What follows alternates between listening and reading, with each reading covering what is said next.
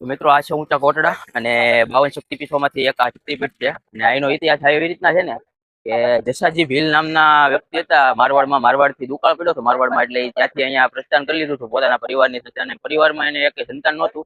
એ માતાજીની આરાધનાના લીધે એને સંતાન આવ્યું અને એનું નામ રાખ્યું કાળિયા ભીલ. એટલે કાળિયા ભીલ પછી માતાજીની આજ્ઞા લઈને પોતે દરિયામાં છે ને વહાણ લૂંટવા જતો. એટલે માતાજીએ એવી રીતના કીધેલું હતું કે વિધર્મીઓના જહાજ લૂંટજો, આપણે બીજા કોઈ સારા માણસોના જહાજ નહીં લૂંટવાના. એટલે માતાજીની એ આજ્ઞા લઈને જહાજ લૂંટીને ગરીબોને દાન કરી દીધો અને વધતું જે ધન હતું એ બધું પોતાના કોઠામાં સ્ટોર રાખતો. એટલે એના કોઠા હજી આ મંદિર આ દરિયાના કાંઠે છે ને આવેલા છે. એટલે એમ કહેવાય કે આ છે ને અહીંયા જે ગુફા છે ને સેઠ મંદિર સુધી જાય છે અને ત્યાં એનું પોતાનું છે ને ધન જે વધેલું હતું એ રાખેલું છે, પણ કોઈને હજી મળ્યું નથી. એટલે પછી એક વખત કાળિયા ભીલ પોતે માતાજીની આજ્ઞા લીધી કે મારે વાણ લૂંટવા જવું છે, અને માતાજીએ ના પાડી કે આજે વાણ લૂંટવા નહીં જતા.